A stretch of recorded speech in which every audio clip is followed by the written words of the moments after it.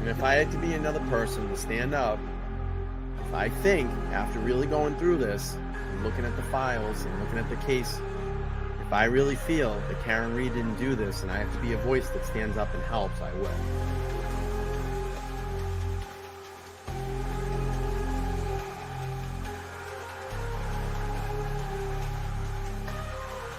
We're expecting to learn more about the allegations against the girlfriend of a Boston police officer who was found unresponsive in the snow Saturday morning. I-Team sources say Karen Reed was in a relationship with John O'Keefe. She's facing charges including motor vehicle homicide and manslaughter. We're the only ones fighting for the truth of what happened to John O'Keefe. And me and my family and my attorneys and my team have marshaled every resource to get to the truth. Just feels like no one else wants it.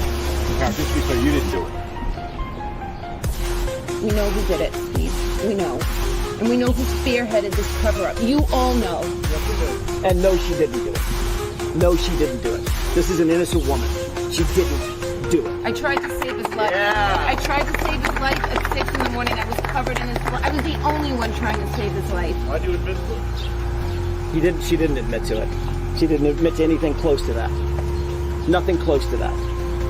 And you should know that. That was like 3 or 4 times she admitted to it. No, she didn't. That's not true. She asked a question. She asked a question, which is very different. She didn't admit to anything.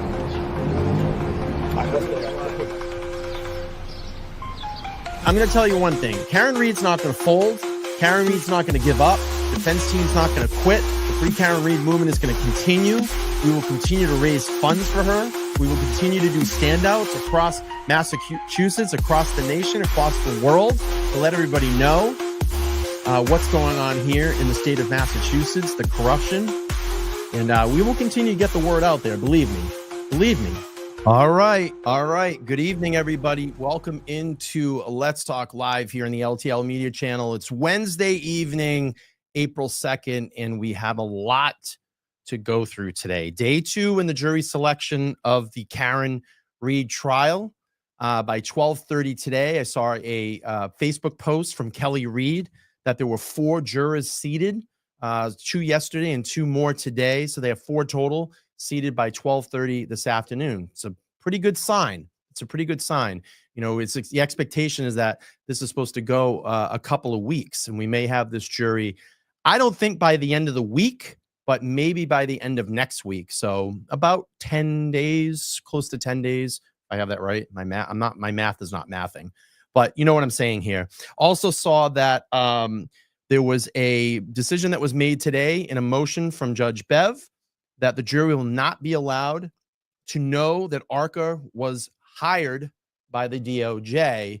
And I want to get my guest in here in a second, Mr. Todd McGhee, and ask him how he feels about that.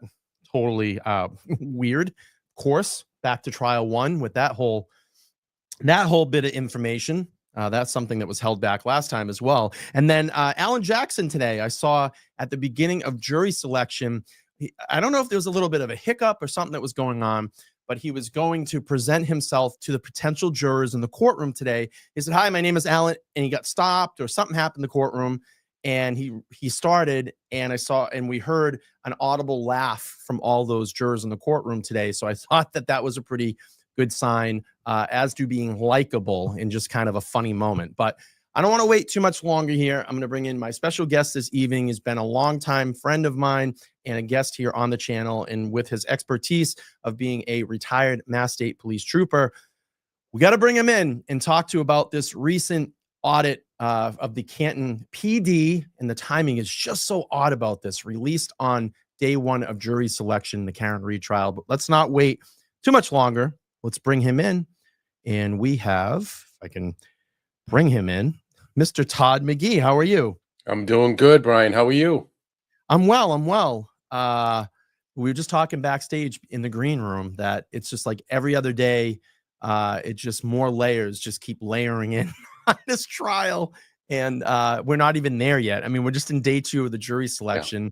Yeah. How you feeling so far? Yeah, there's a lot to talk about.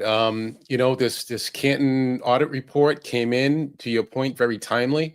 You know, to the credit of the company that was hired through the town in Canton, they only had 90 days to get this thing wrapped up. And it Crazy. really looks like they were thorough. They didn't leave anything out, and they didn't hold back any punches. So looking forward to our dialogue tonight. Before we get there, was there anything that surprised, like, all right, first of all, have you ever seen one of these before? Have you ever looked over or been part of something like this? I've never participated in any type of an audit. However, I have seen other audits of other organizations, and the things that they looked at from A to Z, they covered every base. It wasn't a surprise. The things that were in there, we kind of speculated. Yeah. As trial 1.0 played itself out, but this time around, with really professional investigators diving into this material, they really kind of, like them crossing T's and dotting I's, they really put together the whole package for us to have a better, clearer understanding.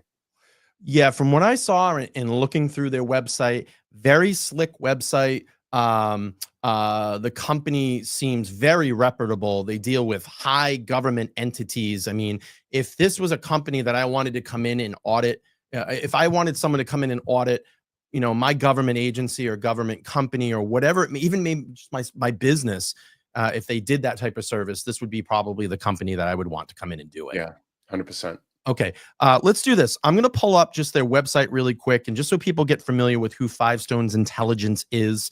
And obviously you can go over and check this out on their website, but let me just pull up. Sorry, I'm kind of reversing my screens tonight so I can read a little bit better.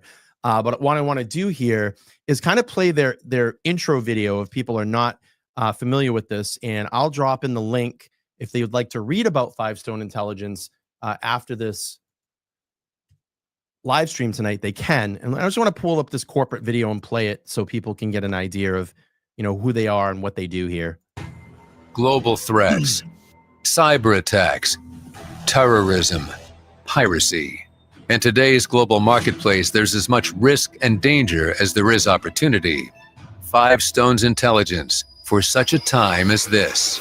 Five Stones is an industry-leading intelligence and investigative firm with a global network developed over decades of service in the U.S. government and the private sector. Our highly vetted team allows us to provide unique intelligence solutions to highly complex problems. With Humint, the largest private human intelligence network in the world. Humint gives Five Stones unrivaled global awareness, with carefully cultivated sources and assets in over 60 countries. Supporting advanced intelligence collection, investigations, and operations for governments and corporations worldwide.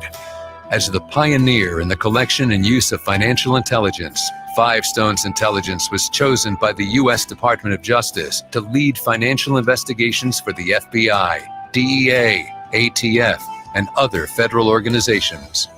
Since then, we've successfully targeted hundreds of millions of dollars in asset seizures from terrorists, rogue states, and organized criminal enterprises. And the World Anti-Doping Agency selected Five Stones Intelligence to lead the highly successful investigation into the Russian Federation. We conduct global investigations and collect business intelligence for all types of organizations.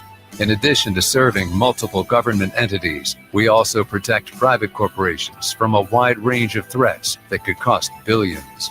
And our deep cultural acuity also means that we can help you unlock new opportunities in foreign markets, including denied areas that can present a significant challenge to U.S.-based organizations.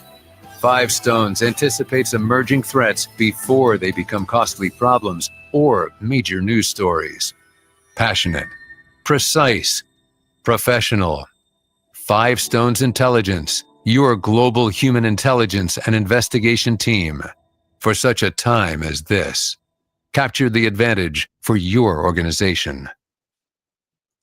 Well, I mean, they do a lot of things. Yeah. A lot of things. And I felt like I just watched something from like RoboCop, like a premiere, like in the RoboCop movie or something. It just took me back to kind of that era. But Very high techy. Yeah, very high techy. Yes. And so let's not wait too much longer here. We'll pull up the audit. What I did, and it was funny, I was emailing Todd back last night. So I get the PDF file, I open it, And what I like to do if it's a long file, and I'm sure you do this too, the pages that you don't want to see, you just kind of delete them out and you save what you want. Well, it's a protected file, deservedly so. So I had to painstakingly cut out, screen snip everything. I sent Todd the presentation last night. And I said, this is what we'll pretty much thumb through tonight. We can talk about. He's like, great presentation. Yeah, you did a good job. I said, Todd, I painstakingly did this, so I hope it works out. But basically, I went in and took just all the things that talked about Mr. John O'Keefe. And so we'll share my screen here. I'm going to do my best to read what I can. And so here we go. January 29th, 2022, the case file audit of the death of Boston police officer John O'Keefe. And it hits pretty hard here right in the beginning. So we have the evidence in I'll read through, Todd. We can opine a little bit, and I'm sure I'm not going to go through all of this, but kind of the hitting points here. So the audit team reviewed a series of crime scene incident reports spanning over a decade. While some investigations were found to be in line with established guidelines, there were case policy breaches mainly related to the use of digital photography in documenting crime scenes as required by the Canton PD's evidence collection and preservation policy. Let's just stop right there. Very important steps, right, Todd? So right off the rip, we're calling out the inadequacies of the investigation. So, during my time in the state fire marshal's office, even earlier in my career, when I was doing accident reconstruction, we were trained to document everything first with imagery, right? Taking photos. And then, early on in my career, we would draw, we would call them field notes, but you basically draw on a pad of paper the environment, the roadway, any fixed objects like telephone poles, which direction of traffic flow, north, south, and so on. And you just do your best to really have a visual depiction of the area of impact, right? So if it was an accident, what was the final rest of the vehicles? If it was something where there was a body involved, okay, well, here's the crime scene and how we're going to establish the crime scene. But you always documented it. And in this particular case, the audit right off the rip talks about, okay, that was missing. I don't want to get ahead of tonight's presentation, but also where some of the equipment, the resources that Canton PD didn't have as well. But we'll get into that as we move through. Yeah. And it's like, that's step one, people. Like, let's start documenting this, because the mind can, the mind, you don't have the mind is great. You're going to remember, and, to Alan Jackson's credit, he said memories don't get better over time. Right. In his first trial, I wanted to kind of steal a quote from him, but it's true. I mean, you're going to start forgetting right away. And yeah, you might have that picture in your brain, but if you don't have something physical to show people, that's a problem. That's a huge problem, because a lot of steps could be missed, or like you said, a positioning of a body or a vehicle or a piece of evidence, whatever it may be. It's critical. We don't have any of that information for John O'Keefe. Okay, so he's by the flagpole, corner of the property, which, by the way, happens to be just outside adjacent the bedroom of Albert's. That's another here or there. But it's those important nuances that help us get a very clear image and picture, and we don't have that. So what do? You have speculation, and speculation does not belong in a trial when someone's life is on the line. Yeah, and we heard a lot about that in Trooper Paul's reconstruction. He's never even went to the crime scene. He goes, I just guesstimated off what was the diagram that was given to me. So that's how I guesstimated where John would have landed, and Jackson was out of his mind. Unacceptable. So many people that made critical, what's the word I'm looking for? Critical points for the Commonwealth, to the death of John O'Keefe. Like half of them never even visited the crime scene. That's insane. Like they didn't even physically walk that crime scene and look. And you're handing this over and saying, here's our guy, Trooper Paul. This is the guy that's gonna reconstruct all this, that didn't even go there. And Brian, for your viewers, what's interesting about investigations, if you have a preserved crime scene for accident reconstruction, that's a bonus. Yeah. Oftentimes you don't have something that's been left intact because it's on a roadway. It's a public roadway a lot of times when you respond to these different things. And so, if there's a fatality that's involved, then you're working with, the best that you can in the environment. So the fact that he never went out there, he didn't need an intact crime scene to do his analysis. So that, again, just another flaw in the investigation. Crazy. What I want to do is I want to try to get through most of this, and Todd and I are going to skip around tonight because of course we can't go through everything. But what I will do, if you're just interested in just looking at the parts with the investigation to John O'Keefe, I will drop this link after. I made it shareable for the public so you can read over it yourself. And then I'll do this at the end. We'll take some questions. We'll take some questions for Todd at the end if you have questions about the audit. All right, so let's continue here. It says additional shortcomings were identified in some of the area of crime scene preservation. We just talked about that. In detailed incident documentation, our evaluation included a detailed analysis of the Canton PD policies and procedures with a specific focus on evidence collection, number 6-01, dated October 31st, 2013. So this policy is what, over 10 years old? Over 10 years old that they went back 2013. Yeah. This policy outlines the responsibilities of first responders in evidence collecting, crime scene preservation, and documentation.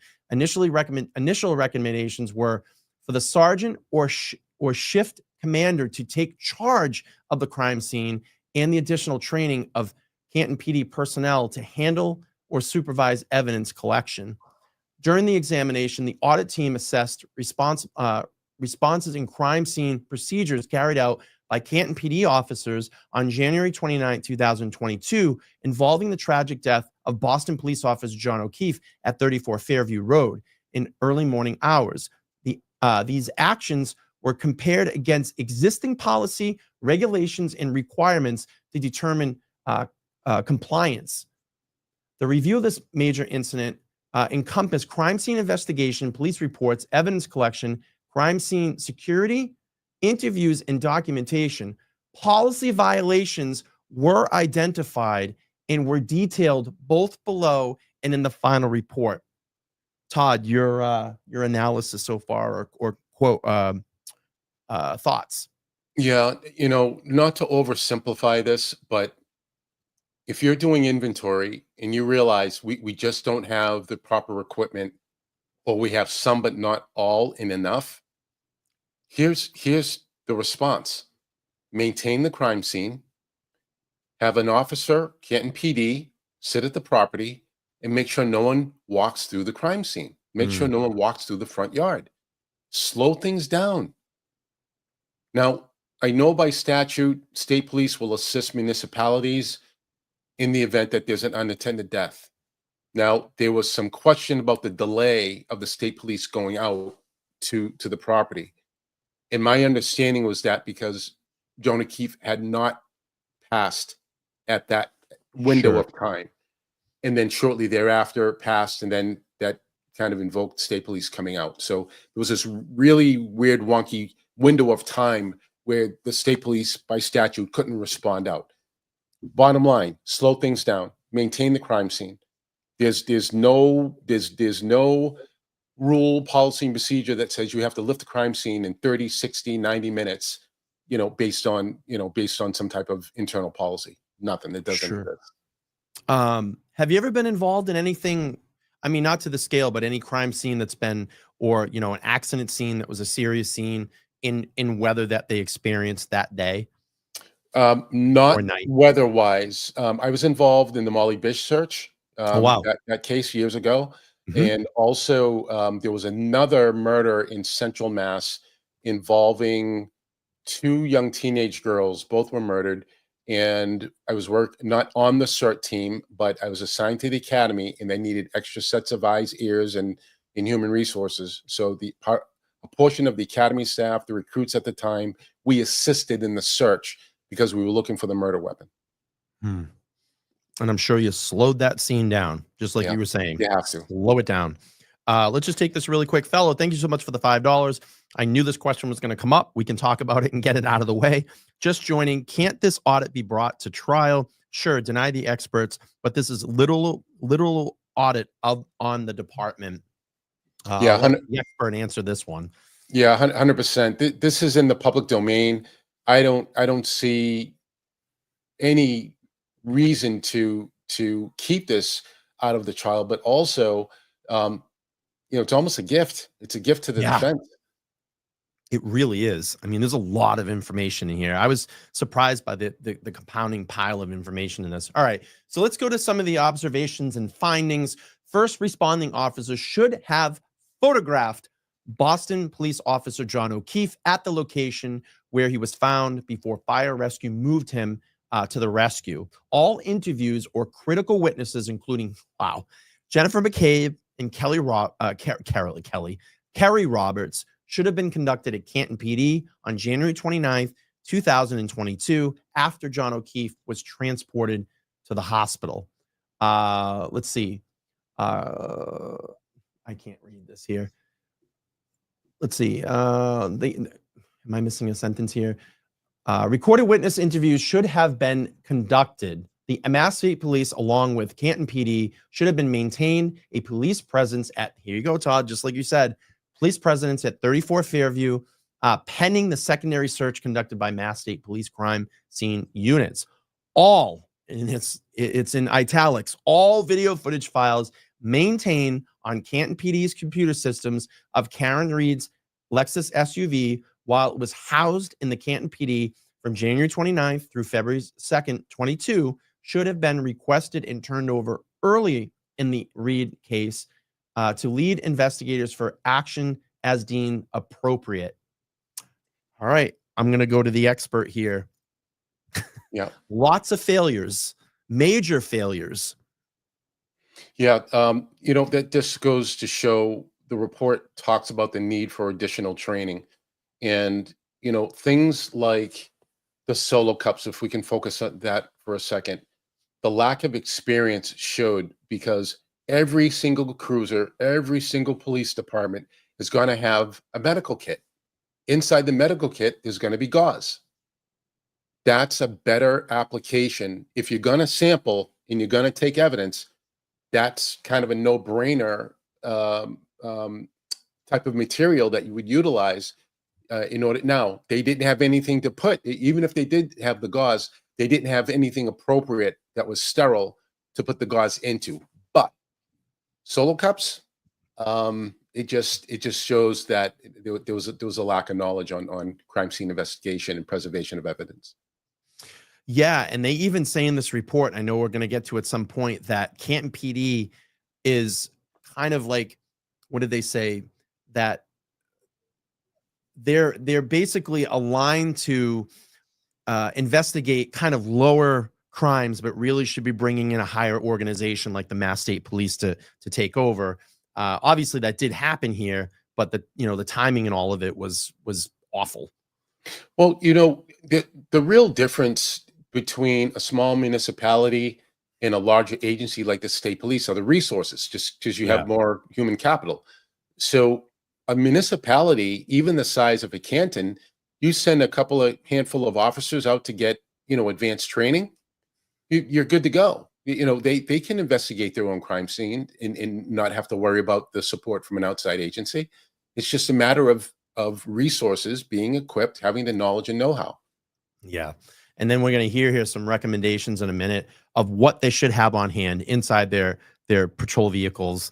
And it's pretty much the obvious here, that we're going to see here in a minute. I just want to answer a couple of these questions. Again, I just really want to save questions for the end of the show so we can keep kind of the flow going. But thank you so much, though. Kate Cap, $5, says, whatever your thoughts on Proctor flipping? Why would he ruin his whole life for this? Thanks for all that you do, Free Karen Reed. It's going to just be up to what happens, I think, in the trial. I really do. We don't know what's going to happen, but we're going to have to wait until he potentially gets called back up on that stand and see how he's going to react to this. Again, I thank you for the question. Glamis Suze, thank you so much for the 10. She said, my concern, and this is going back to the documentation, my concern with using this in the trial is all the whining that has been done. Blame Turtle Boy. I would think that you would want to keep it out, but use it as a guideline for examinations. Thoughts? I'll go first on this one. It's pretty concrete, and this is a reputable company. I mean, Five Stones Intelligence, like I said, from what I'm reading and reviewing, is reputable. And again, this is an outside entity. It doesn't have anything to do with Canton PD or Turtle Boy or Free Karen Reed Movement or Karen Reed. It's a separate outside company that was brought in to do this. And you're getting their recommendations on their expertise of things that they, have done probably over 1,000, millions of times with different companies. Todd, your thoughts on this? Yeah, I honestly feel, Brian, that all this talk with Turtle Boy, and I realize the communication piece and Hank Brennan wanting to get his hands on that, but it's a distraction. Yeah, Commonwealth's case is they're saying that her SUV is the murder weapon. Focus on that. All the other stuff is just peripheral BS, and it's just I'm leaving it as it's a distraction. Yeah, and I mean, I think, again, it just goes back to Brennan is going to bring in as try to get everything in to, again, distract from what the real case is here. Hey, you have all these outside entities that are coming in. Oh, well, she's communicating with a journalist that has been talking about this case over and over for the last 3 years. And, oh, look, he has his legal issues that are going on. Again, a major distraction, but this is I love black and white data. And that's why I always loved when Jennifer McCabe got up on that stand and they're talking about those Google searches. And Jackson's like, do you see the search? It's there, right? That's black and white. That's not going away. Like, it happened. And that's what I love about all this stuff. So, let me just try to get a couple of these out. Thank you, Robin, for the 5 gifted. I appreciate that. Abacus says, I find it odd, but does Canton have some of the highest paid cops in Mass right now? I'm not sure. Yeah, I haven't looked into that. Some of the salaries were pretty significant. Well, in the high 6 figures. I think on some occasions there were a couple of $200,000 salaries. Wow. Let's see. That's overtime driven. That's not a base pay. That's people working, burning the candle at both ends, 80, 90 hours a week. So let's see. The audit team observed Chief Rafferty's leadership style and found her approach and decision-making abilities to be effective. Chief Rafferty is a highly respected member of the department. Okay, so I'm going to basically talk about her. I'm going to leave kind of the social media presence out of this. That's going to be a whole nother show. I'll do something on that. I just want to hear Todd and his expertise as far as the investigation. But we will talk about that at some point. So it says observations and finding. Oh, I hate when this does this. Drop down. I just was going to go do it. I can't see the screen. That's the problem. Let's see. Observations and findings. Let's see. I need this little drop down to go down. Go down. All right, let me reshare my screen here. Sorry, everybody, for killing the flow of the show here. Hit the reset button, right? Yeah.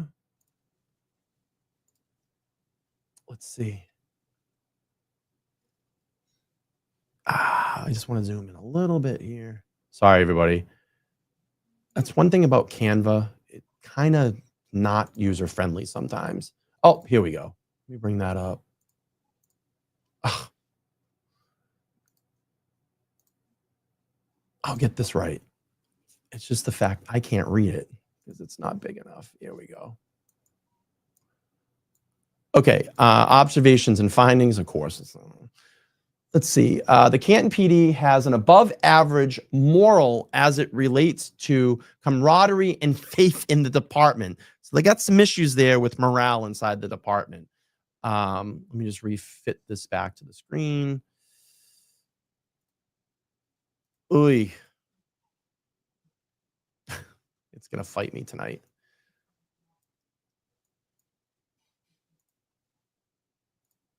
What am I doing wrong? I had it going, Todd. All right, here we go. All right. Interviews conducted by the audit team revealed that officers do not feel that they have support from the Canton town officials. The Canton PD officials' morale as it relates to relationships with the town is low.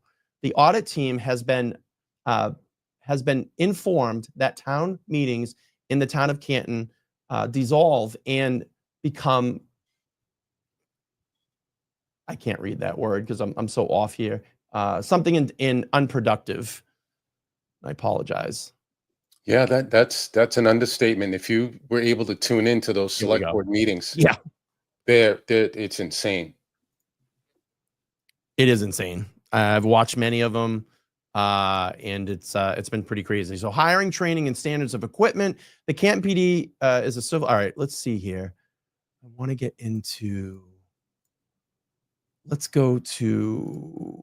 Oh man, this is gonna fail me tonight. You know what? Let me back out of this really quick and reopen it because this is bugging me. It's not working the way I want it to. Let's do this. Problem is, I'm trying to read it up on a huge screen. That's not working for me. Here we go. Now I can read.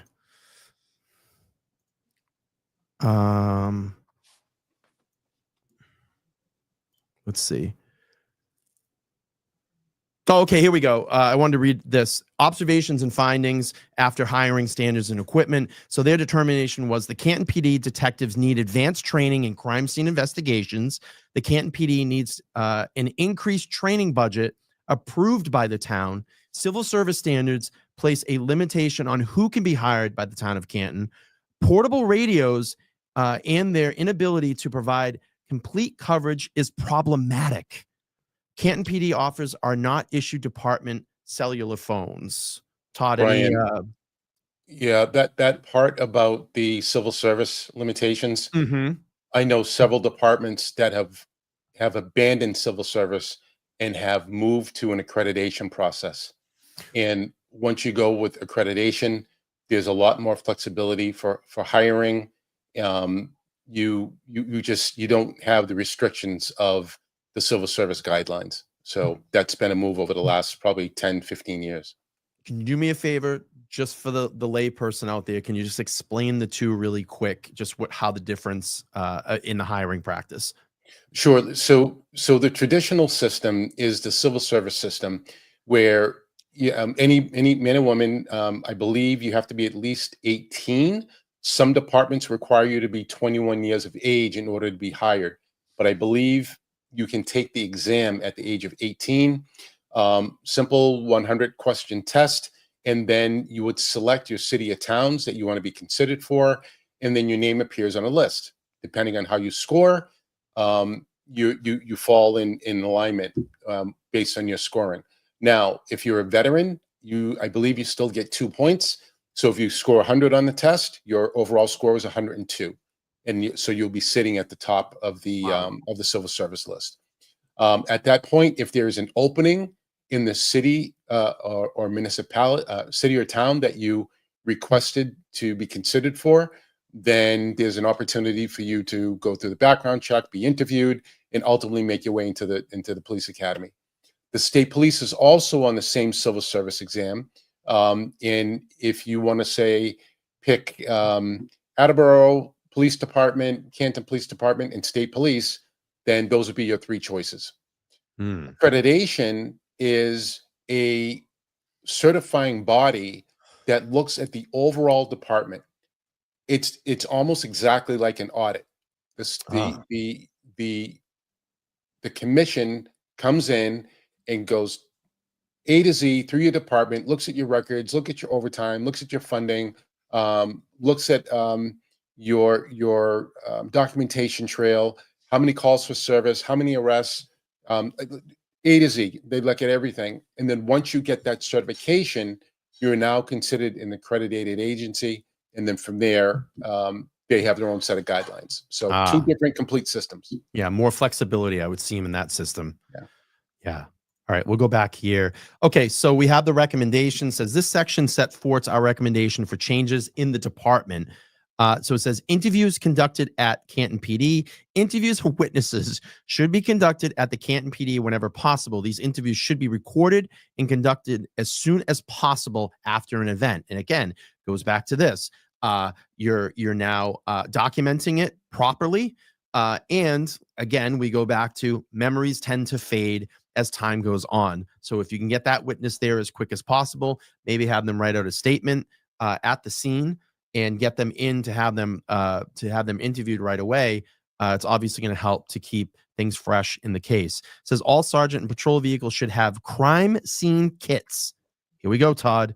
Yeah. Including evidence collection bags, sealing equipment, and digital cameras. Department phones or digital cameras should be placed in patrol cars for officers to document crime scenes. The audit team identified the officers and detectives used personal phones and photographed crime scenes. Patrol officers and sergeants noted that Canton PD has one digital camera assigned to the detective division. That is wild to even think that. Chief Rafferty is aware of this recommendation, and it is in the process of purchasing additional digital cameras for officers. Todd, your thoughts? Yeah. So, what makes a police department contemporary? It's training. It's having the right resources. It's not relying on one or two people to cover 24/7, 365 worth of activity that happens throughout the year. You've got to spread the wealth. You've got to be able to equip your agency because things are going to happen. I don't care that Canton is a sleepy community and small town community. Things happen, obviously, based on where we've been the last couple of years here. But you have to be prepared for the unthinkable. Yeah, and I like this suggestion too. Getting those the protective gloves as well too, to have those out there when you're sealing evidence. That's a good recommendation. I'm surprised it wasn't in the report, but maybe they had those on hand. That's the only thing I could think of. Maybe they had those inside their cruisers, and it wasn't a thought to be brought up here. So yeah, we used to carry that stuff right on our belt. Yeah, PPE, right? Personal protection equipment. Carry it right on your duty belt. You didn't have to go back to your cruiser. So it says, let's see, to rewrite Canton PD's policy and procedures related to utilization and authorization for personal phones and photographs of video of the crime scene. All policy should be changed and mandated utilization only. Department-issued phones and photographs of crime scene use personal phones should be strictly prohibited. So that's to protect, protect the investigation. It doesn't allow anybody to pass any digital photos or videos that they may have taken at a crime scene that are very crucial, that could get into the wrong hands. That's right. And compromise an investigation. And I think that's obviously it's such an obvious recommendation to have these things on hand. Yeah, we're not talking about earth-shattering recommendations here. I mean, it's so basic stuff that should have been in the policies here. And then it says relinquish 911 and dispatch responsibilities to Holbrook Dispatch Center and hire full-time dispatchers. In the past 6 months, the audit team identified 3 separate occasions where patrol officers failed to dispatch officers to calls for service. The audit team found most neighboring police departments of similar size have full-time dispatchers or utilized regional dispatch centers. These options must be evaluated by the town of Canton, as they either could evaluate overtime costs while providing the extra police bodies where needed. Their use of regional full-time dispatchers would allow overtime funds to be redirected towards overtime expenses incurred while attending training. It's a great recommendation. Additionally, the officers covered dispatch would be available to perform police functions on patrol instead. If regional dispatch is the selected alternative, any expenses from radio system upgrades and maintenance is covered by the Commonwealth. Increased training opportunities for patrol office detectives and sergeants. Specific training of note includes crime scene training, interrogation and witness interviews, and evidence documentation processes. What kind of programs could they put them in to do this, Todd? Is there like a quick study program, or how, what do they usually do in these types of cases to train officers? You'll have training courses that will run literally online to in-person training. They could be 4 hours in length, or they could be 40 hours in length, similar to a college semester if you have a full 5-day 40-hour course.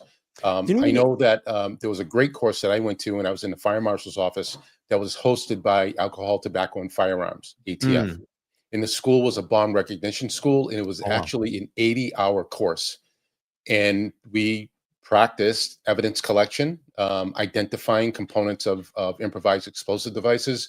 And they actually, Brian, they had us making devices limited to our Wow. imagination within the first week. Wow. Yeah. That's crazy. So, I would love to like really go through something like that, or just like a crime scene investigation course, yeah. like to, to go through and, learn how to photograph a scene and put markers down and things that you should be. I would love to do, like, if they ever have like a day thing, for a novice just to go in and see Yeah. how this stuff, I would love to do that. I It's really would. fascinating. Yeah, I love all that stuff. Okay, so we go on. Chief Investigation Division should reveal all death investigation police reports to ensure completeness, accuracy, and exhaustion of the investigative avenues. It says, no, a Canton PD detective wrote that Sandra Birchmore died of a suicide. In the initial report, it was later determined that she had been killed by strangulation.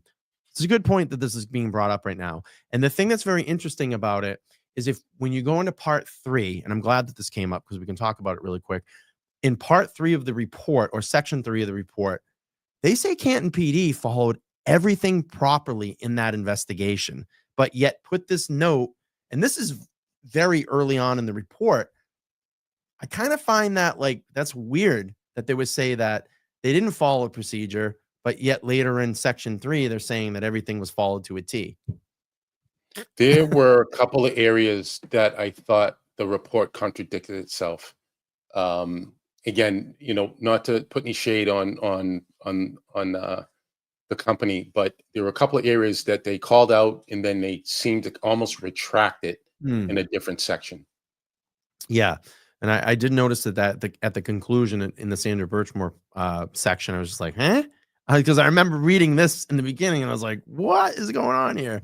All right. So then we have recommendation 7, provide prompt, proportional, and constant discipline across the department. Discipline must be applied consistently to all employees and administration in the manner that it prevents appearance, undue favor to employees. The audit team identified several internal affairs cases were handled directly by the chief of police, an instance where the discipline process was not always applied consistently. So some areas of opportunity there. Let's see here. Search, seizure, and evidence handling. They just talk about cleaning that up. They talked about some unannounced audits that they came in to see if they actually were following the recommendations that the company had put into place. And I think that they actually got things together in their evidence room. So they did take into those recommendations. I'm just trying to see here if there's anything about, I like this one too. All Canton PD MARC units should have crime scene preservation kits, crime scene tape, scribe equipment, and evidence collection kits in their vehicles. All sergeants and detective vehicles should have full crime scene kits, including bags and sealing equipment. Again, another major flaw in John O'Keefe's investigation. And this is where the outrage should be. Everyone is it just seems like there's a side picking, but the outrage should be at the police investigation. That's failing John O'Keefe. Mm-hmm. Yeah, it is. And I'm telling you, this has got to be the major point that the defense brings up. And I go back, and I know I've been talking about this, and I don't know if you've seen it, Todd, if you're a Netflix guy, but that new OJ documentary, they literally said, what do we have here? What can we use? The defense team talk. What can we use? Well, there's hours of footage that media shot out there of evidence collection. Why don't we pick that apart? And guess what? When they got that lead crime scene, I think his last name was Fung. When they got him on the stand and started ripping into him, saying, were you wearing gloves? Were you using a department issue bag? Were you sealing it properly? And the whole case just started falling apart. I'm telling you, Reed team, if you're listening, this is what you're going to want to do. This is what you're going to want to do. Attack that evidence. Attack the police department. Attack the collection. Okay, let's go here. So look, moving on. Yes, the dead body policy. The audit team reviewed the Canton policy number 2-05, dead bodies, in which summary dictates the following actions to be taken by officers. Classify a death. I just want to see here. There was parts about John in here.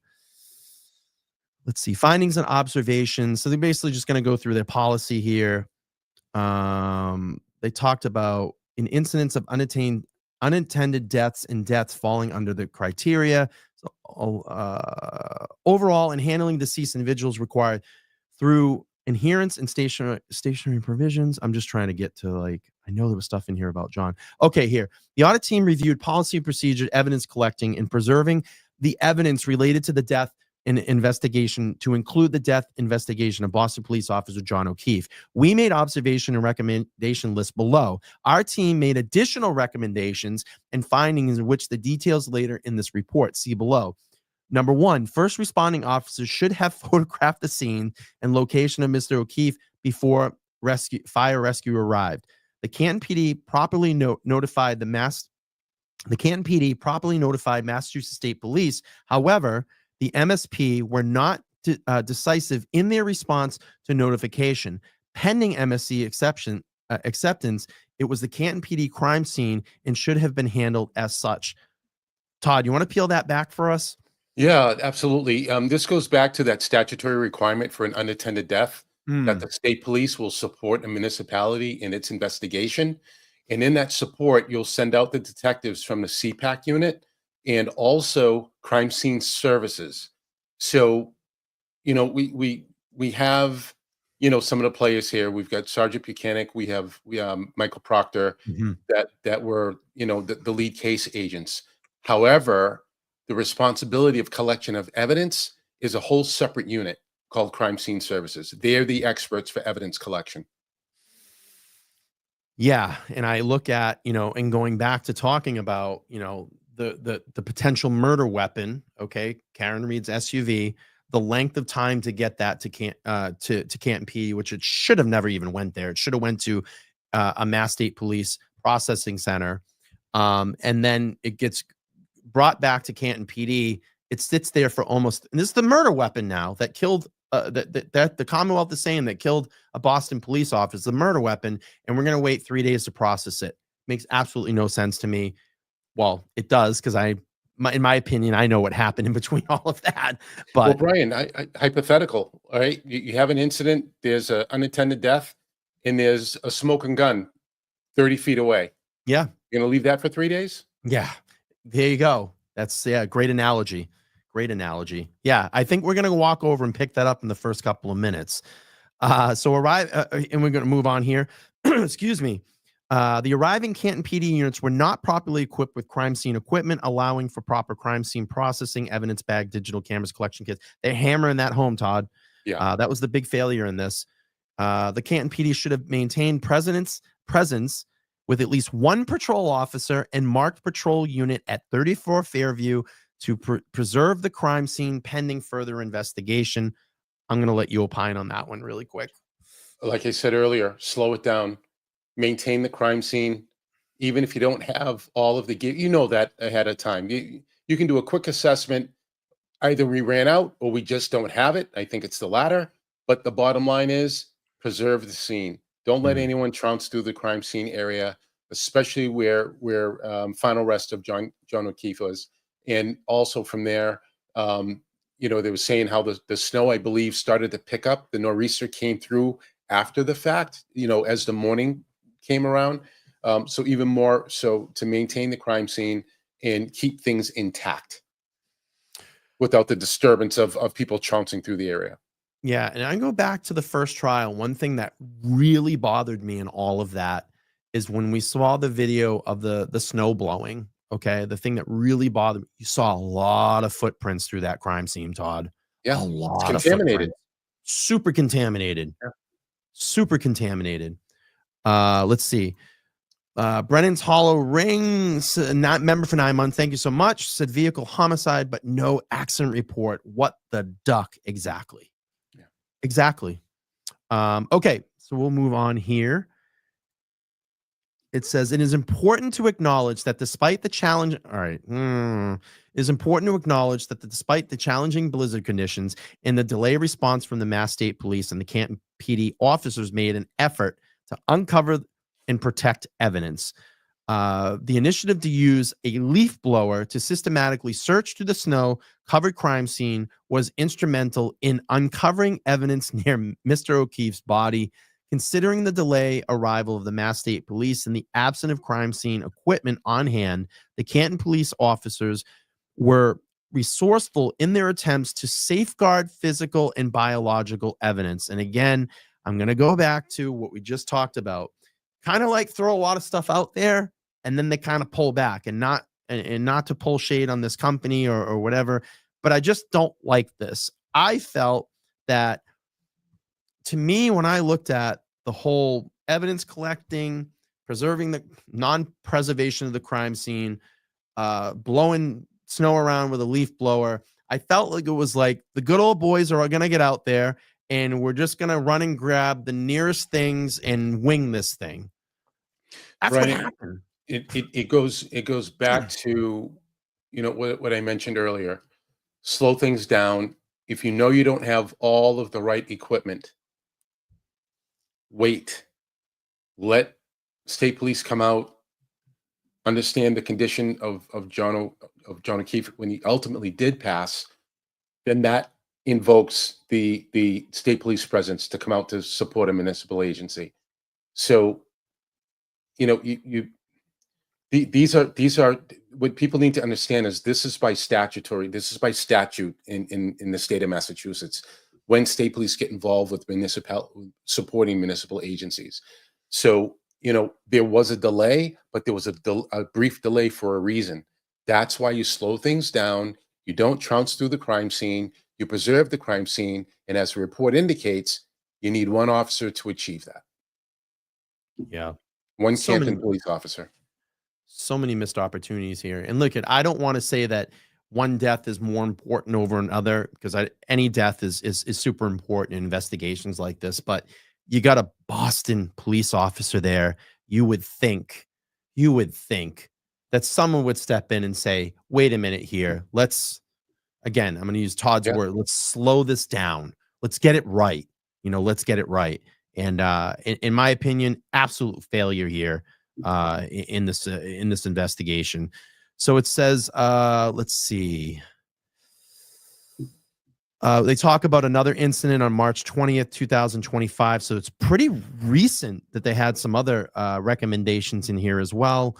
I'm just trying to read through and see if I see anything more about John on this.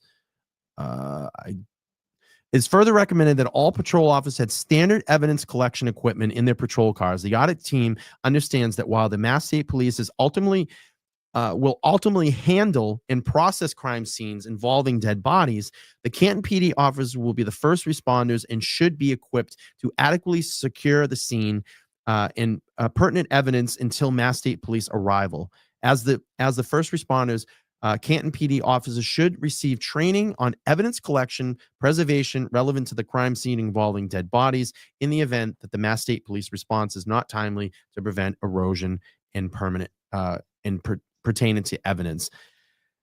Again, it just keeps going back to John O'Keefe's case, Karen Reed's case. Major fail in collection. And again, we have the full case file here. I'm not going to read through the timeline. I think we have a pretty good understanding of the timeline.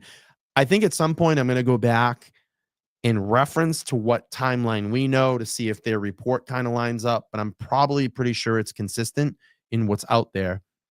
What was I going to say here? I saw something that was interesting.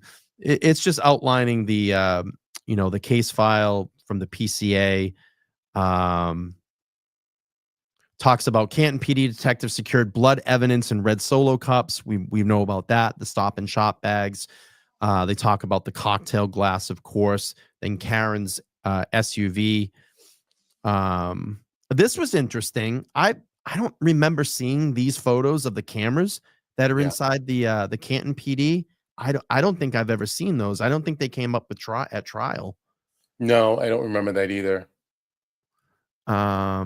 It goes on to, as part of the audit, a Canton police sergeant retired, met with an audit team and advised he downloaded camera footage videos related to Karen Reed's Lexus SUV. Chief Rafferty said the vehicle was in the custody of the Canton PD from January 29th, 22 to February 2nd, 22. The audit team also reviewed a memo sent to Chief Helena Rafferty on February 27, 2025, that detailed the following in summary.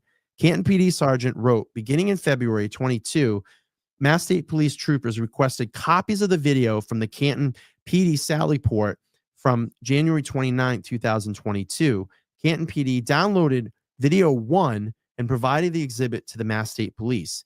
In June 2023, again, Mass State Police requested video footage of Miss Reed's Lexus SUV brought into Canton PD Sally Port, specific the outside camera footage. The Canton PD sergeant stated that he downloaded all of the video recordings that covered the period of Miss Reed's Lexus SUV was held by the Canton PD. Says there's a note here. Due to the large size of the file, Canton PD police sergeant separated the videos and saved them into 6-hour blocks. The outside video footage was relinquished to the custody of the Mass State Police. My God, Todd, we're cutting videos up. We're cutting evidence up. Yeah. Therein lies more of the problem. You just have a very poor approach to preserving evidence. And that came up in the trial. There's missing frames. That came up in the first trial. There's missing frames. There's inverted videos. There's ghosts and apparitions of people that show up. And, and now it's like, what is the original video at this point? I mean, are we ever going to see or ever get that? Probably not. It's been cut up so many times and reversed and backed and forth. And why is... And then come to find out that all this video went on to a private server, on a cloud-based server. Like, you can't make the stuff up. Yeah. Major failure. Let's see. In April 2024, while Miss Reed's trial began being held, Chief Rafferty directed the Canton Police Sergeant to download additional video footage from January 29, 22, the early morning hours footage, because it showed ATF Special Agent Brian Eggins arriving at the Canton PD. The video was downloaded and turned over to the Mass State Police. On or about January 24, 2025, Canton PD produced another video of Miss Reed's Lexus SUV arriving at Canton PD Sally Port on January 29, 2022, and the video was downloaded and turned over to the Mass State Police. So that's an additional video. Wow. The audit team learned that the video footage files related to Miss Reed's Lexus SUV were saved in Canton PD's computer database folders. The audit team was informed that all video evidence saved related to Miss Reed's Lexus SUV was on a Canton, workstation computer. Chief Rafferty confirmed no personal computers were utilized for video storage and or used for file storage. Canton PD confirmed all video files turned over to Mass State Police and Norfolk County District Attorney's Office were downloaded on a compact disc or USB device. I don't like the sounds of that. I just don't like the sounds of that. Just missing protocol, lacking protocol, poor execution. Majorly poor execution. Let's see here. I just want to get a couple of these out of the way. I just had this one coming. Abacus Flitch, thank you so much. Says, wait, didn't the Commonwealth say those cameras were motion activated? What happened to those missing 40 minutes? And that's the mystery. We now found out in this report that this large file was cut up into 6 different sections. That doesn't really help. Could it just conveniently cut out 40 minutes and not saved it? And we're never, ever, ever going to see that again. And that's what I said. We go back to what is the original video? We're probably never going to see that. That's a problem. Again, attack the evidence, attack the process of how all this evidence was saved and collected. Let's see. The audit team learned from the Canton PD that on January 29, 2024, at approximately 5:45 p.m., Mass State Police Special Emergency Response Team CERT conducted a second search at 34 Fairview. Okay, we're going to hear about the tail light here. Hang on one second. Okay, no problem. Let's see. Okay, so let's just do some quick recommendations. Again, a lot of this has just been kind of repetitive answers throughout this, but we'll go to these recommendations at the end. Todd actually has to jump off here in a minute, but I want to thank him again for his time. Let's do this real quick. Recommendations: increase training opportunities of patrol officers and sergeants to access crime scene management training and witness interviews and interrogation training. 2, the Chief of Investigation Division should review all death investigation police reports and ensure investigative avenues were completed before reports were finalized, ensure all documentations prepared and formatted that can be used as evidence in court. Rewrite Canton's PD and policy and procedures related to utilization, authorization, personal cell phone use. We've talked about that. All sergeants' patrol vehicles should be equipped with full crime scene kits. We've heard about that. Prevailing law dictates that Mass State Police or District Attorney's Office will lead death investigations, but it does not preclude to the Canton PD from assisting Mass State Police in such investigations.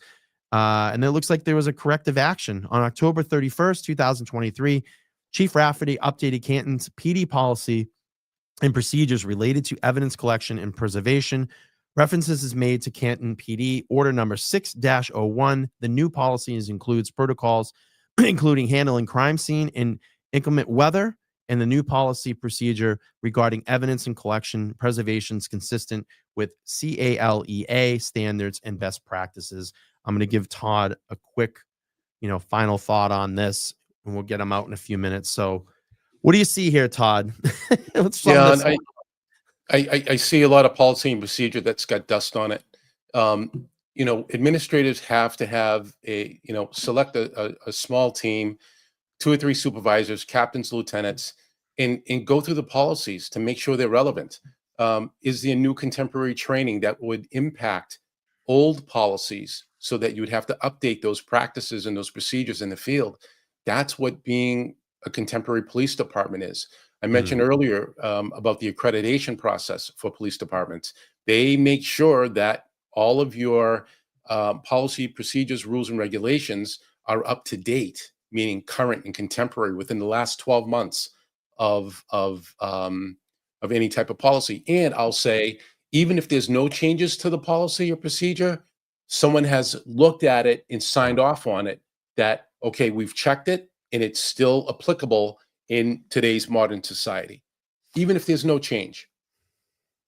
Do audits like this happen all the time in departments, or is this kind of non-standard? Is it just basically, the people that live in the area, the citizens that live in the area, that kind of demand this through their board, like we saw here with the select board?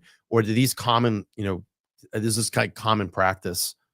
For civil service departments, unless there was a special request like this that maybe came from city council or town council, there may be audits around finances to make sure that, what's being spent on line item issues from equipment to training to salaries, that might be audited. But to have a top-down approach like this, this doesn't happen very often.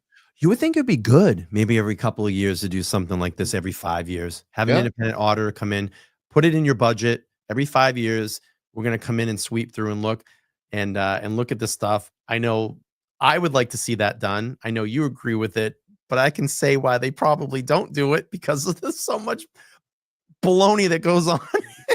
The other side of that, though, Brian, is when you identify the shortcomings, well, now you have reason to tighten up. Yeah, exactly. I agree. There's no downside. Exactly. Lola, the good dog, thanks for the 5 says, wonder if the audit team reviewed trial transcript to compare Canton PD testimonies. Honestly, is not prevented in this case. Not too sure. Not sure. Todd, do you have to head out? I do. Okay. I appreciate your time. I really do. I think. I'm And, sorry. and Brian, just to the people weighing in on the chat, thank you all for your kind words and encouragement. Again, I'm here to support LTL Media and all that Brian's doing, and it's great to be able to talk about these things and hopefully, shed some light in different areas, based on my background and experience. And like we had a heavy, robust conversation about Michael Proctor and his pension.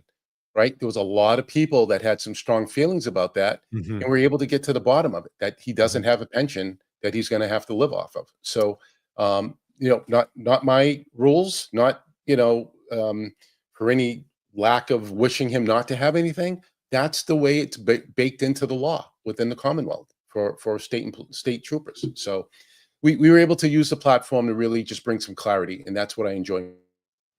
I appreciate that. Real quick before you go, if I can get one more thought. Thought the other day, and I don't know if you heard this, but I found this to be interesting. And I don't know if I haven't heard the today's jury readings when Bev goes through her motions, but she actually called Michael Proctor as Trooper I Michael heard that Proctor the other on the day. list. Yeah, I did hear that. Yep. Nope. We gotta fix that too. Brian, for your viewers, I'm slotted right now to in confidential on Friday evening at 7 p.m. to talk about the audit. So please tune in if you get a chance. And other than that, again, thank you all for your kind words and encouragement. Okay, we'll talk soon. I appreciate you jumping on tonight. Thank you, Brian. Talk soon. All right. Have a good night. All right, Todd McGhee. That's great. I love having him on. He's a great friend. We've been seeing each other a lot more often. We grab dinner every now and then, and he's a major contributor to the show. And I love his openness, his transparency, and his honest. He's honest. He's an honest guy, and a no bullshit kind of guy. So that's one thing that I love about him and having him be on these shows. Again, a lot of repetitiveness in that audit. But I think it got down to the meat and bones of what is going on. In my opinion, a major failure in the investigation, especially with evidence collection. And I think that the Karen Read defense team could use this, as Todd was saying, and as public record now. Why not bring it into trial? Why not bring it in and say, here you go, and here's an independent auditor. Again, another ARCA scenario. Here's an independent auditor, an independent entity that came in and looked at the situation in Canton PD, and they're even saying that there was mishappings and things weren't preserved correctly at that crime scene. I don't give a shit. I don't care about, oh, well, they did their best. No, you failed. You fucked up. You fucked up bad, and you missed a lot of opportunities here, and they should bring this into court and show this jury, look, they fucked up bad, and they botched this evidence, and that's where we're at. Attack the evidence. I tell the Read team, I've been saying this for weeks, attack that evidence, attack the way it was collected, attack the way it was preserved, and go from there. What I do want to do is I want to drop the link here to that file. If you want to look it up, if you don't have the opportunity, I think that's the long one. If you didn't have the opportunity to look through the Canton PD, God, that it should be a clickable link. You can click on that and you'll be able to see the presentation that I put together tonight and read through the John O'Keefe section. If you also go to the Five Stone website, I think it's Five Stones Investigation or investigates.com. You can get the Canton audit. It's right there on the front page, and click on that link as well. Melissa, thank you so much for the $5. Says, great show, Brian. Todd is awesome. Free Karen Read. We're going to have him back during the trial. Believe me, we'll have a lot to talk about. By the way, if Lauren is watching, my birthday gift is above me. If you just see it, I absolutely love it. I think it's so cool. We're going to keep it up there behind me, and it's looking really good here in the studio. I am going to be changing the background pretty soon. I want to get a wall that's built, like a wooden wall, kind of like Joe Rogan has and behind him on his show. So I'm thinking about doing something like that, maybe adding some neon. Maybe we'll add the sign. I don't know, but we're going to do something here pretty soon. But that's pretty cool. She nailed it. That was my birthday present from Lauren. So Lauren, if you're watching, thank you so much. I love it. got it up today, and I appreciate that. Okay, I'm going to head out. Very short show tonight. Appreciate Todd McGhee for lending me his time and his expertise. He definitely will be back during the trial, and we'll have many, many, many, many discussions. I'd love to get the McGhee-Betterow lineup again at some point, and we're going to make that happen here pretty soon as trial gets rolling. Thank you all for watching tonight. I will be back tomorrow at 7 p.m. Eastern Standard Time to update you on Robert Brooks. And if you haven't heard about that, Robert Brooks was a New York inmate that was horribly murdered by 10 correctional officers, and they just had a hearing the other day. So we're going to play through that hearing and talk about it. I hope you'll all join me, because this is a very, very important case, and the DA actually put deals on the table for them where these guys got caught red-handed on 4 body cams that activated, and they didn't know about it, and the whole beating and murder was caught on camera. So no deals to these guys. Absolutely no deals. So I'll be back tomorrow night, 7 p.m. Eastern Standard Time. I hope you all can join me, and I hope everybody has a great night. Thanks for watching LTL. If you haven't liked, shared, and subscribed, comment down below what you thought about the stream. Let us know. Get out in the algorithm for us, and we'll be back soon. All right, everybody, I'm out. I'm going to hit the outro. Have a good night. Bye-bye.